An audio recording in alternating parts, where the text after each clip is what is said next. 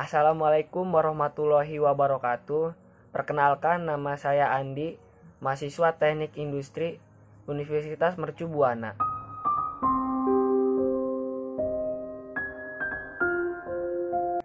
Sebelum masuk ke pembahasan, pertama-tama marilah kita panjatkan puja dan puji syukur kehadirat Allah Subhanahu wa taala, yang mana di hari ini kita masih diberikan nikmat Islam, kesehatan jasmani dan rohani.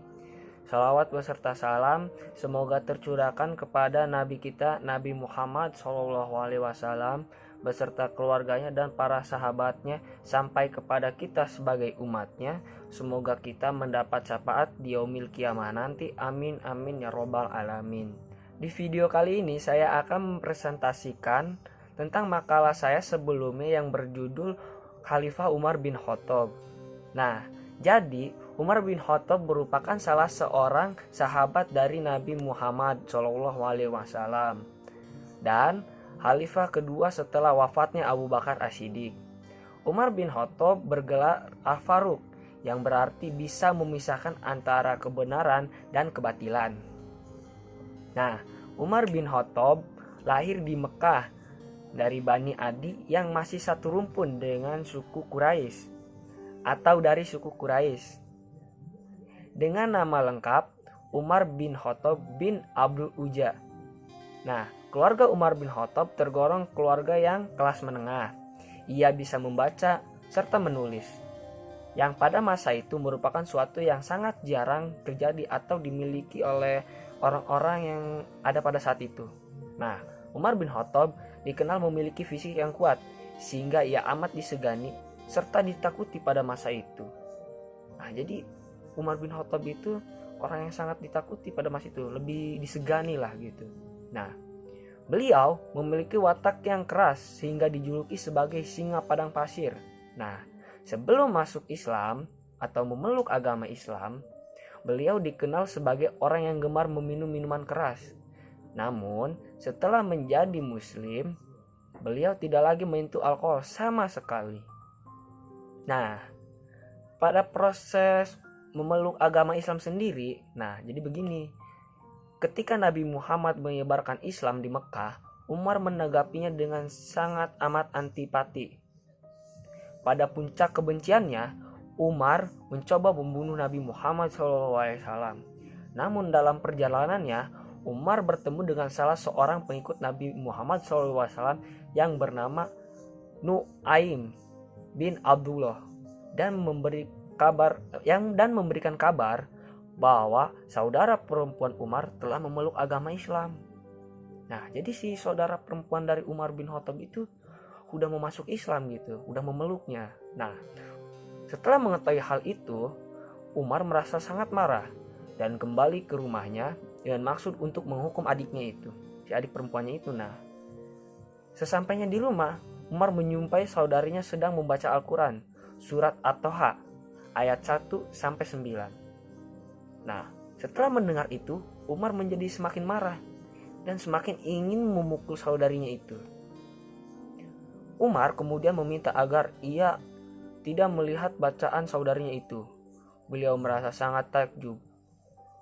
Nah, setelah itu, Umar kemudian meminta agar ia melihat bacaan saudarinya itu, yang saudarinya baca itu kan.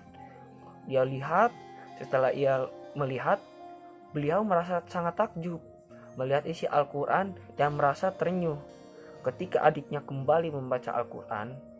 Setelah itu, Umar menyatakan untuk memeluk agama Islam. Nah, singkatnya keputusan tersebut membuat seluruh masyarakat Mekah terkejut serta merasa heran karena seorang yang terkenal memiliki watak yang keras dan pernah membenci Nabi Muhammad SAW bisa tersentuh hatinya melalui bantuan ayat suci Al-Quran tersebut.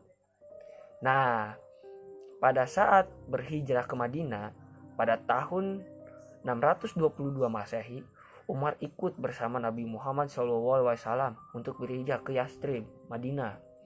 Umar juga terlibat dalam beberapa peperangan seperti Perang Badar, Perang Uhud, Perang Khaybar. Nah, pada saat hijrah di Madinah, Umar dikenal sebagai orang yang selalu membela Nabi Muhammad SAW serta ajaran Islam pada saat itu. Bahkan beliau tanpa ragu menentang kawan-kawan lamanya yang dulu bersama-sama ikut menyiksa para pengikut Nabi Muhammad SAW.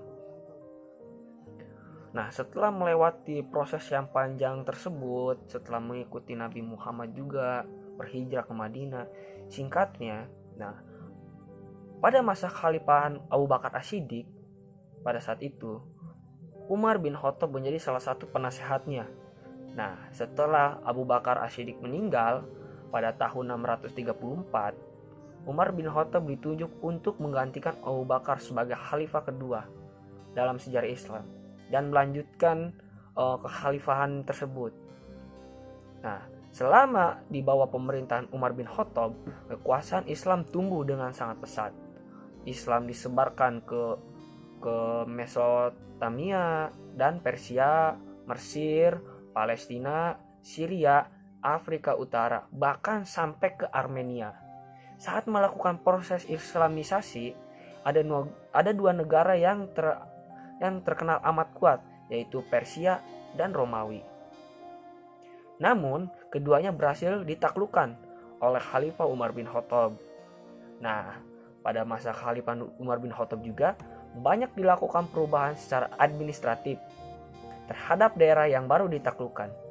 Umar memerintahkan agar diselenggarakan sensus di seluruh wilayah kekuasaan Islam. Nah, pada tahun 638 Masehi, kekhalifahan Umar memperluas, merenovasi Masjidil Haram di Mekah dan Masjidil Nabawi di Madinah. Umar bin Khattab dikenal sebagai orang yang hidup dengan kesederhanaan. Beliau tidak mengikuti gaya hidup yang glamor layaknya para penguasa di zaman itu. Sekitar tahun ke-17, yang merupakan tahun keempat kekhalifahannya, Umar mengeluarkan sebuah keputusan bahwa penanggalan Islam hendaknya dihitung saat peristiwa Hijriah. Nah, jadi pada saat kekhalifahan Umar itu, dimulai penanggalan Islam. Jadi lahirnya penanggalan Hijriah itu terjadi di masa kekhalifahan Umar bin Khattab. Nah, pada bagian ini mungkin sangat mengharukan ya, karena sangat sedih gitu, terutama bagi kita umat Islam. Nah, Umar bin Khattab wafat akhirnya. Namun wafatnya itu sangat menyedihkan sekali, sangat menyentuh hati kita sebagai umat Islam, karena dibunuh oleh Abu Lukluk atau Fairuz, seorang budak yang Umar wafat saat akan memimpin sholat subuh. Diketahui Abu Lukluk adalah orang Persia yang dimana Persia saat itu berhasil ditaklukkan oleh Umar. Jadi terdapat dendam tersendiri dalam Abu Lukluk.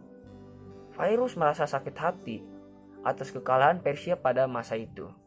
Itu merupakan negara adidaya. Umar bin Khattab wafat akhirnya pada hari Rabu 644 Masehi. Nah, setelah beliau wafat, jabatan khalifah dipegang oleh Utsman bin Affan.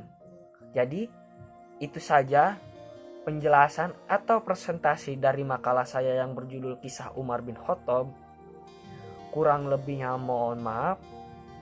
Wabillahi taufiq wal hidayah. Wassalamualaikum warahmatullahi wabarakatuh.